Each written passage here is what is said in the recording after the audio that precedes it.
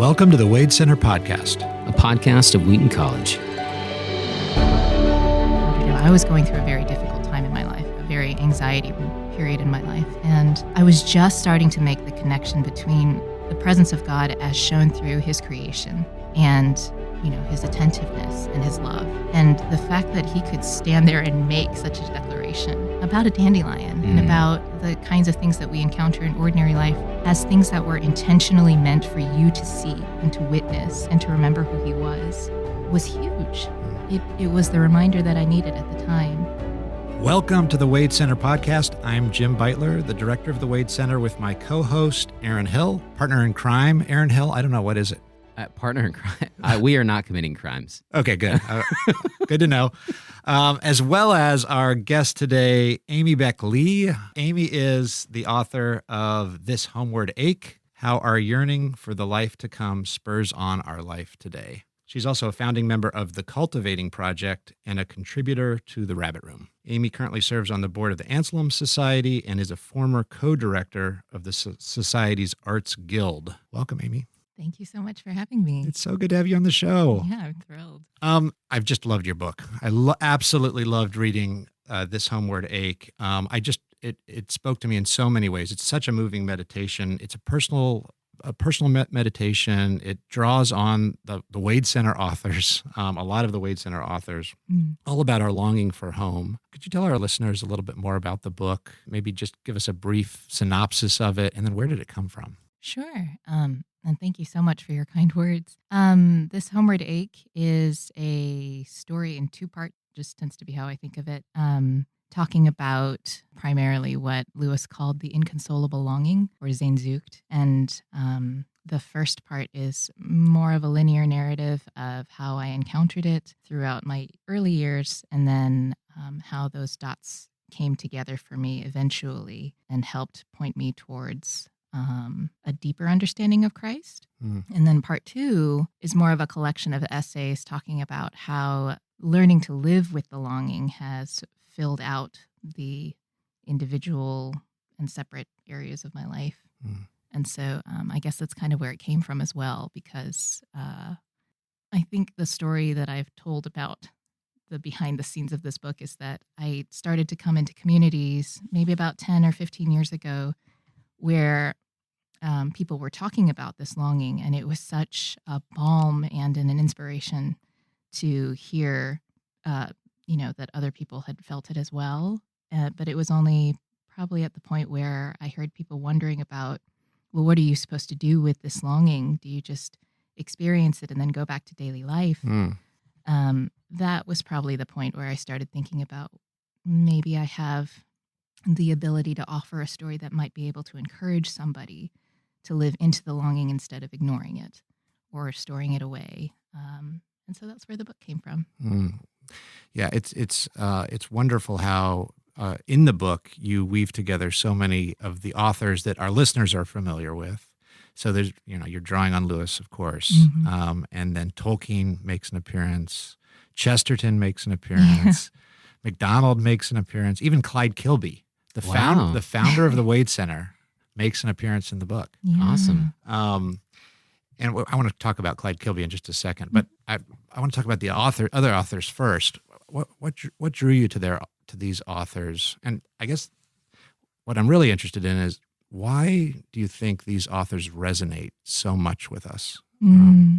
Well, I guess I would say from my perspective, I went to an international school in Korea for 6 years, so from 6th grade to 11th grade. And it was initially on 2 floors of an office building in Korea. It was a very small school. Our high school library, our junior high school library was in the closet. I think that was normally used for cleaning supplies. Oh, my. So it was a very small space. You would walk in there, and I think it actually had, cleaning supplies and school supplies in it. But they had a few shelves of books. And one of the books that I remember getting out of there to read for the first time was The Hiding Place by Corrie ten Boom. And then there were a lot of Lewis books. And I can't remember, to my memory, I read the Narnia books when I was very young, at one point, just a quick pass, but I read it for plot. And I didn't know, actually, that there was so much, I probably shouldn't say subtext, but there was so much behind it. And so I really only revisited them later when I was in 12th grade. But anyway, in that closet were Weight of Glory, Surprised by Joy, the Screwtape Letters. And I think that's really where my first exposure to Lewis came from. And then Tolkien came later when I moved back to Virginia for my 12th grade year. Because a classmate in my physics class was really into The Lord of the Rings, and the movies were just starting to come out. Yes. So I figured, well, if I want to go see the movie, then maybe I'll try and read the book. And I got to the end of the Fellowship of the Ring, and then maybe to the middle of Two Towers, and I realized that Tolkien was not going to tell me what was happening to the other party after the Fellowship splits, and I held a grudge against him for about 6 months. I just let that book lay open on my desk. Yeah.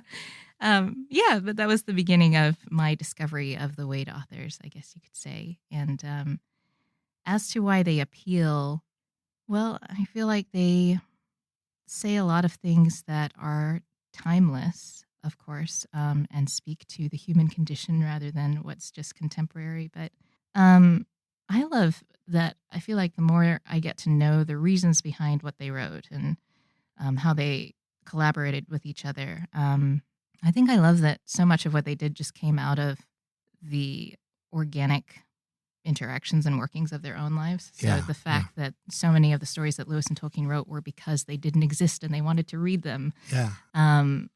I feel like that was a very good ground for the kinds of things that we look for as people who are simply seeking out good stories or ways to reason through the struggles that we're facing. Yeah. And even support each other as writers. Yeah. I noted at one point in your book, you talk about that, and you're drawing on Diana Glyer's work, the kind of company of writers that came together. And that gave you write about the fact that this gave you a kind of ability to share your work with others by reading their work.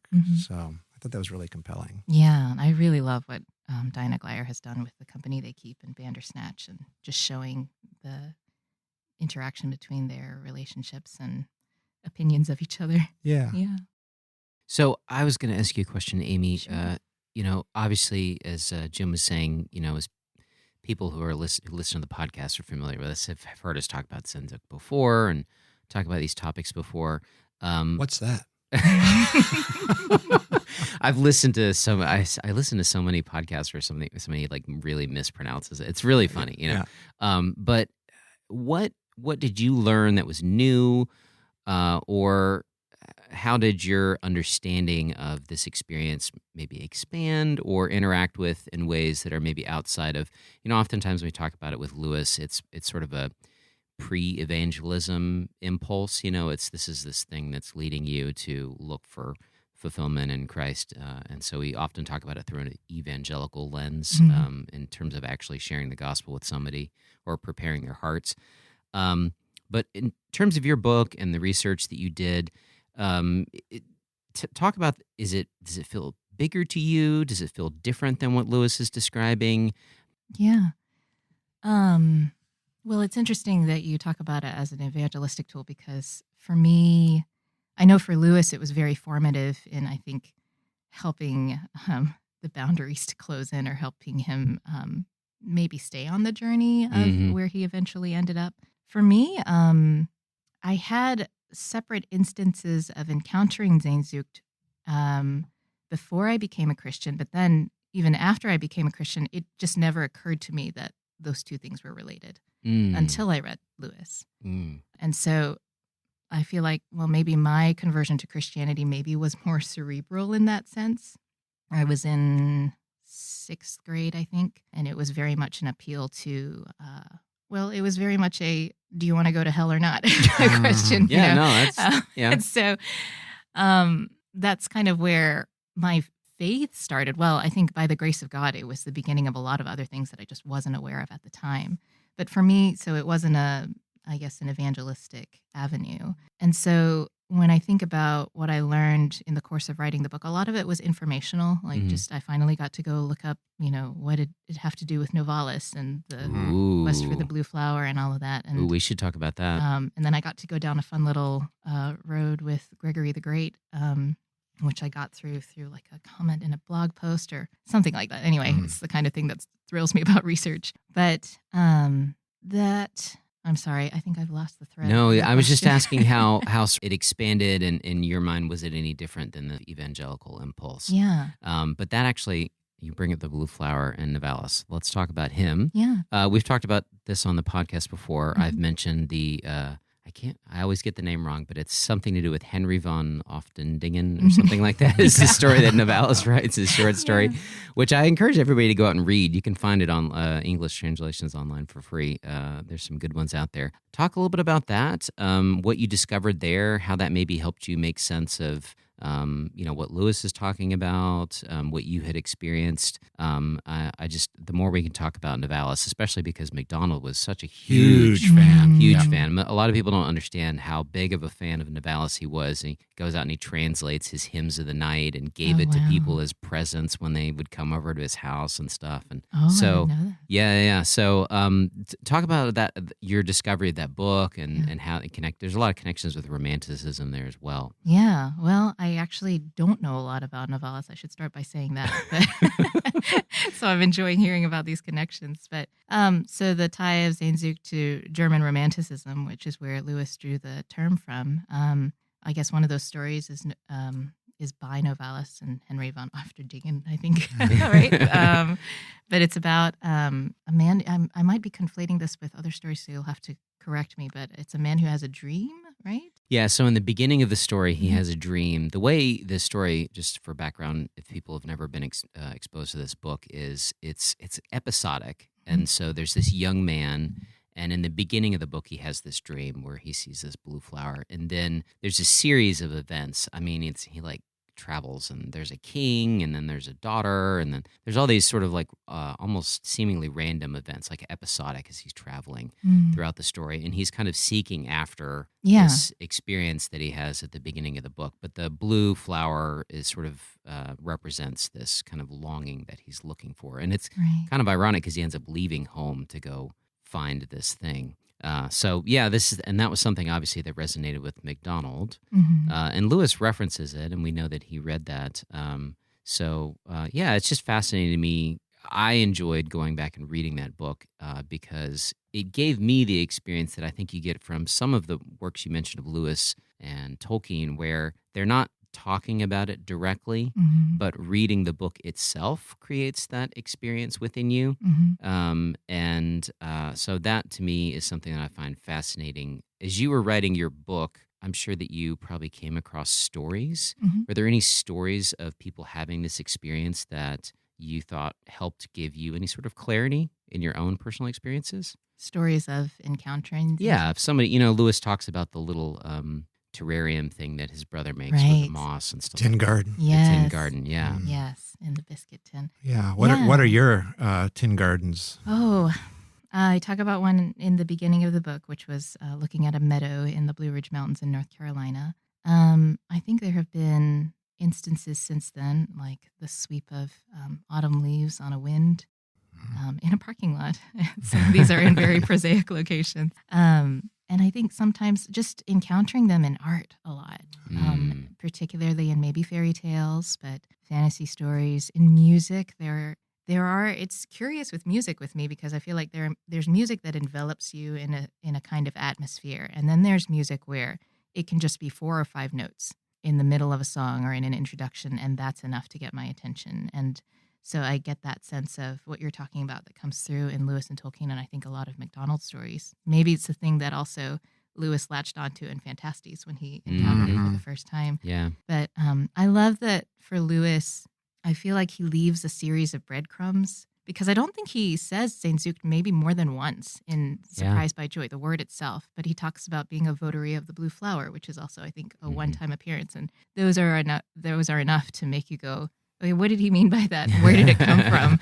And it turns out to have all these connections to different stories and history. And I love that he does that. And it has always intrigued me that when he talks about the longing, whether it's in Weight of Glory or Surprised by Joy or anywhere else, his language always feels like it's attempting to be an approximation and nothing more. He's very conscious that he's not going to be able to pinpoint exactly what it is, but it's in saying the phrases like, it's something like, or it reminds you of, that the language itself, I think, is evocative. Yeah. And that makes people more willing to, and perhaps more able to, tune in and say, I think I have a sense of what you're talking about. Yeah. And I think maybe I've felt it before. Yeah, definitely. And there's also, in your book, you talk about the fact that there are these related terms that give us clarity about what Lewis's longing was by showing us what it's not. Right. So terms like homesickness Yeah. and melancholy and nostalgia. Right. Nostalgia is the other one. So you do some work to kind of distinguish Lewis's longing from these other longings that we have. Would you talk about that a little bit? How is this longing that you're talking about in the book different from, say, like nostalgia? Sure. Yeah. Well, that was a lesson I learned early on, I think, in trying to maybe write a few essays about Sehnsucht. I realized that people who were reading the article were hearing it as more of, oh, yeah, where have I seen something pretty? And where have I responded to that? And that made me realize, I don't think that's exactly what I'm talking about. And so then to sit down, and that's one of the chapters where I wish I had been able to go more in depth and do more research. Os Guinness has a book called Signals of Transcendence. And that has made me think about how we as human beings are taxonomizing this longing, because he does it in a bit of a different sense too. And I don't know that there's one right way, but for me it was helpful to distinguish Sehnsucht from, say, nostalgia, which for me is very much where you're trying to get back to something in the past or to relive the experience of something that is known. But so much of Sehnsucht is not known. Yeah. And you're longing for something that's beyond the borders of your known experience. So there was nostalgia, there was homesickness. So nostalgia is a longing for time, then a past time, then homesickness would probably be for a past distinct place. Oh, that's and then helpful. Yeah. the appreciation of beauty, and I have a couple more in there that aren't coming to mind right away, but all of that kind of helped me to separate out different longings that I'd had and kind of look at this one as, no, this is the one that seems to be leading on somewhere, and it has an aura of mystery about it, but not one that's always vague. It's got a source, and it's got a focal point. So, yeah. So you mentioned homesickness. I was going to ask you about that because the title of your book is The Homeward Ache and not Sehnsucht. Right. So it definitely brings out, or implies there's this connotation of sort of homesickness going on here. And I know that this is something that a lot of people struggle with is it's easy to sort of distinguish nostalgia, but that idea of wanting to go back to a time and a place, or going back to a place where you feel like things were normal or things were safe and secure, which is oftentimes we want to escape to the childhood before we had all the responsibilities of adulthood. And it's like, well, you don't have a time machine and you can't do that, so there is no such place. But talk to us a little bit about how you see it being different than homesickness, and then how is the response that we're supposed to have to the homeward ache different than maybe the response with homesickness? Because I see a lot of people, and I think this happened during the pandemic as well, when all of the extraneous things of our lives kind of were pulled away for a second. A lot of people were like, oh, where do I want to live? What do I want to do? They started reevaluating things, and a lot of people decided to move back home or close to home with the assumption that that was going to bring them back into this state of personal fulfillment that they didn't feel like they had in whatever location they were living in. And obviously you get there and then you realize you're not living in the past and you still have to pay bills and stuff like that. So talk to us a little bit about how the homeward ache that you're talking about in the book is different than homesickness, and maybe how the response should be different as well. Sure, yeah. Yes.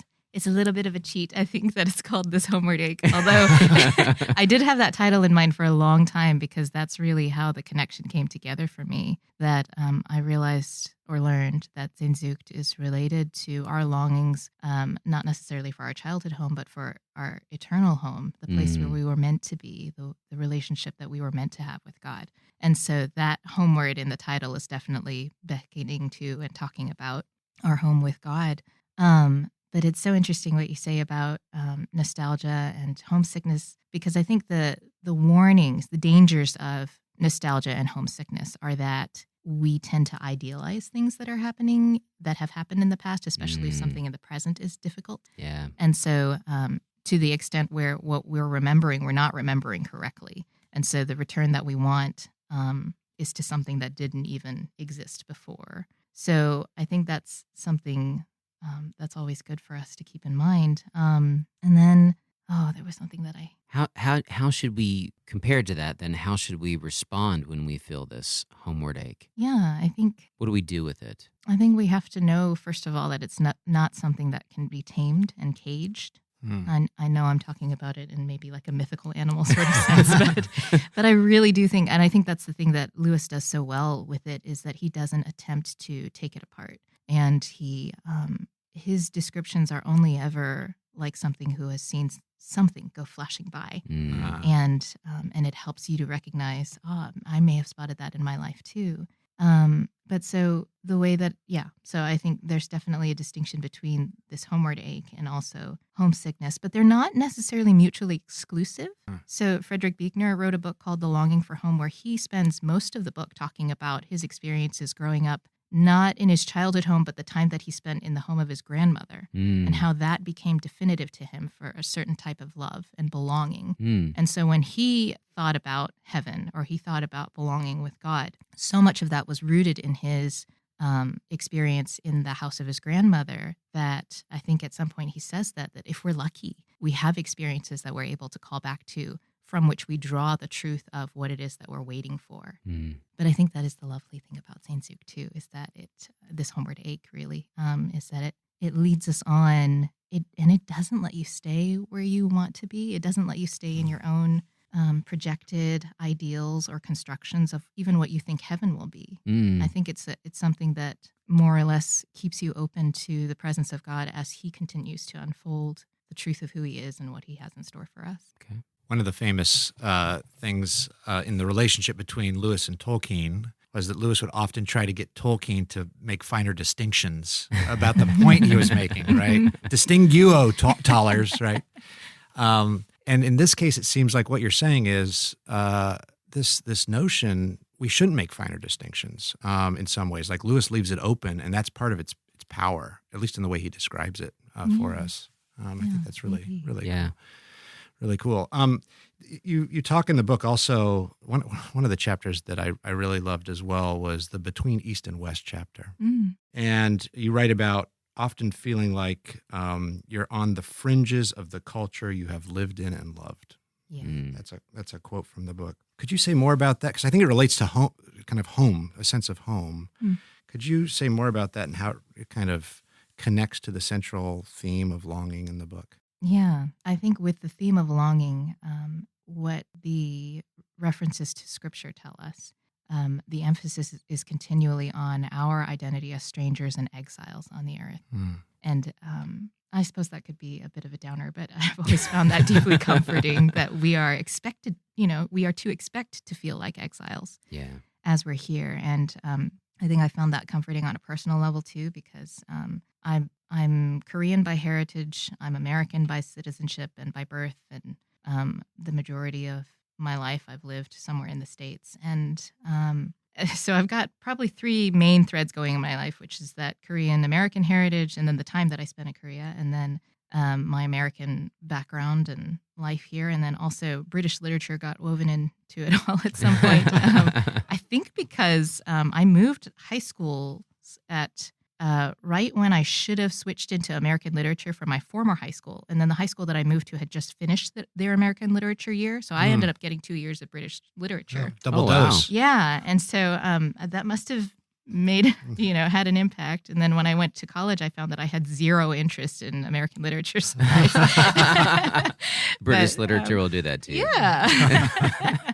So those being the three threads, I have also realized, though, that I've never felt completely at home in all of them. I could never take my experience and say, this is the definitive, experience of anybody who's Korean or in British literature or has grown up in the States. And so I've always felt on the periphery of all of those, which makes for an interesting Venn diagram, I guess, in itself. And because of that, I think that has helped me to identify more with the exile persona or the language of Scripture. I don't know if that's what she meant by saying that it was related to home. Yeah, no, totally. And that language of exile I find just so powerful. Yeah. And the language of the sojourner and the wanderer. And then the protections that God gives to those people throughout the story of Scripture is just really amazing. And that Jesus affords to those people.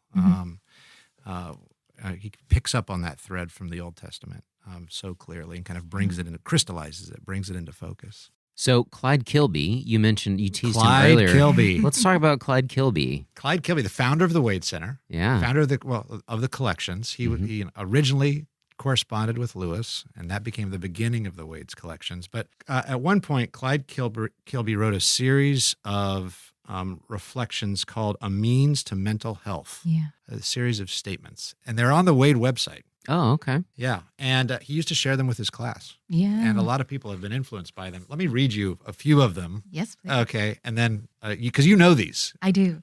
Okay. I haven't memorized them, though. No, that's okay. This is not a test. Well, yeah, what was Proposition 1? Something about the sky, I think. Right. Oh, my goodness. At least once every day, I shall look steadily up at the sky. Nice. And remember that I, a consciousness with a conscience, am on a planet traveling in space with wonderfully mysterious things above and about me. Here's number 2, A Means to Mental Health. I shall not demean my own uniqueness by envy of others. That one goes on, and at the end it says, mostly I shall simply forget about myself and do my work. And then the last one I wanted to read, I shall open my eyes and ears. Once every day, I shall simply stare at a tree, a flower, a cloud, or a person. I shall not then be concerned at all to ask what they are, but simply be glad that they are. I shall joyfully allow them the mystery of what C.S. Lewis calls their divine, magical, terrifying, and ecstatic existence. So good. So there are maybe like 15 or 20 of these statements that Kilby wrote, and you know them. So what have they meant to you? Oh, wow. So I write for a publication called Cultivating Magazine, and I think for one of the pieces, I happened to be going through my notepad on my laptop, and I had like 500 to 700 notes that I had written to myself, and I was trying to weed through them and figure out which ones actually still made sense and which one I needed to keep. The life of a writer. I'm telling you, looking back at your own notes or an inspiration you had, and you start writing a paper, and then you look back at it, you're like, what was I talking about? Exactly, yes. Or even some things where I just written really cryptic things to myself, like, the Father will do this, and I'm like, what does that even mean? Yeah. Is this a short story, or is this like an observation from a paper? Yeah. Anyway, I was kind of trying to do all that mental cleaning, and then I came across, I think, my copy of Means to Mental Health, and I don't remember now exactly where I came across it, but I ended up building my own list for that year of my own means to mental health. Oh, wow. Yeah, and it was really helpful. I want to say it was 2020, so I don't know if I had completely forgotten about it. Your mental health. By the end of the year. But the part about the flower, I want to say that in the introduction to maybe one of the anthologies, or there was something that he wrote about the Christian imagination, maybe 2 books. But I want to say that maybe in the introductions to one of those books, a former student of his talked about how he brought a dandelion into class one day, and he had them all look at it, and he said, just think, I'm paraphrasing here, that God made this dandelion for you on this day. And just the fact that he said it like that makes me remember that I think around the time that I encountered him, I was going through a very difficult time in my life, a very anxiety-ridden period in my life. And I was just starting to make the connection between the presence of God as shown through his creation and, his attentiveness and his love. And the fact that he could stand there and make such a declaration about a dandelion and about the kinds of things that we encounter in ordinary life as things that were intentionally meant for you to see and to witness and to remember who he was huge. It was the reminder that I needed at the time. And so I love that he, at least everything that I've read about him, which I admit is not a lot, seems to reflect that sense of wonder and attentiveness and a willingness to tie that to the love of God. Mhm. So I really owe him a great debt for that. That's great. We Love owe, to- we owe him. We all owe him a great debt. Yes, there would be no Wade podcast No. without Clyde S. Kilby. Yeah. I would love to read your resolutions that you wrote at some point. Are those published online Yes, somewhere? they are online. Okay. Yeah. Maybe we can link to that Yeah, somehow. we can link to that in the description. Yeah. Sure. So you're giving a lecture here at Yes. Wheaton College, and it's posted on our Wade website. And I wonder if you might give our listeners a teaser in case they want to head over after this conversation and watch your lecture. Sure. This actually segues really well from that topic. But I'm going to be talking about, or I guess by the time this is posted, I will have spoken about the life of the anxious soul and what it has to do with the discipline of celebration. So I'm specifically going to be talking about the art of eucatastrophe, eucatastrophic art, or art that celebrates or portrays eucatastrophe and the role that that has to play in helping an anxious soul rehabilitate or to recover from the deepest chasms of anxiety. And so, and how I think that ought to be folded into the celebrations that we do as community as we're trying to help each other on the long road home. Wow. Sounds like a wonderful kind of companion piece to the end of Tolkien's On Fairy Stories. Yes, there will be a great deal of him. Yeah. Oh, good. in that. I'm looking forward to Yeah. that. Eucatastrophe. Yeah. What an amazing concept. It really is. Yeah. This good turn in the story. Everything looks dark and it all turns better. Yeah. Why do you think that's so powerful for us? Well, I mean, you're going to talk about it. yeah, sure. But I think our hearts were built for that.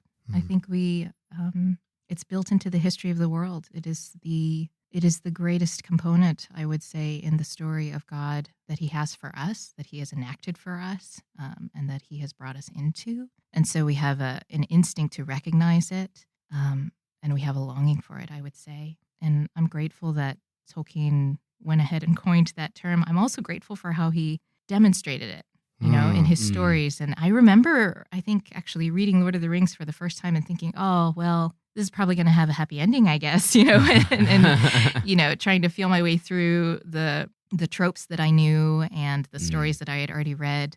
So I want to say that when I first read The Lord of the Rings, I read it with mixed feelings. And when I got to the end, I was like, oh, okay, well, some of that was expected. And I guess things end up at a happy ending because I was just starting to read, all of the literature that we have that doesn't end well and, voices the human condition. And there's definitely value in that. But I love that he upheld this to the very end, that all of his short stories and his, I've lost the phrase, but the great, work of his life.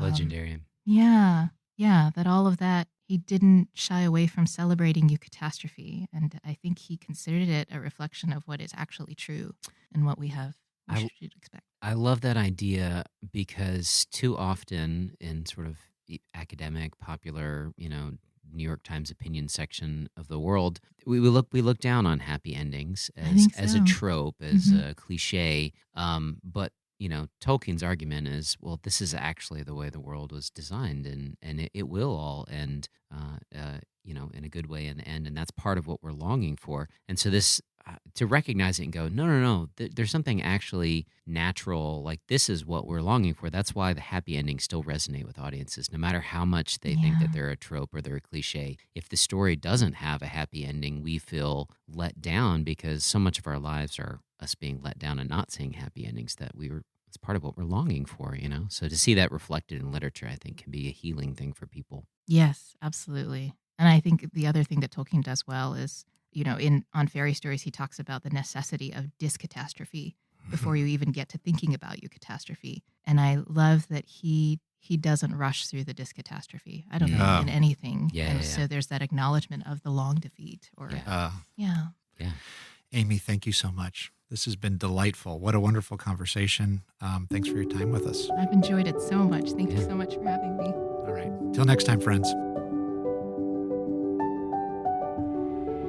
The Wade Center podcast is a production of the Marion E. Wade Center at Wheaton College in Wheaton, Illinois. Our hosts are the co-directors of the Wade Center, Drs. Crystal and David C. Downing. Our episodes are produced and edited by Aaron M. Hill. If you enjoy the podcast and the content we offer, please leave us a review on iTunes, tell your friends, and consider making a donation to the Wade. The Wade Center is entirely self-funded. Financial gifts help support the expert services, vast collections, and varied programming we offer at no cost. If you have questions about the podcast or suggestions for future episodes, please email us at wade@wheaton.edu or contact us via Facebook, Instagram, and YouTube. To learn more about the Wade Center, our 7 British Christian authors, what we offer, and how to make a donation, visit our website at wheaton.edu/Wade.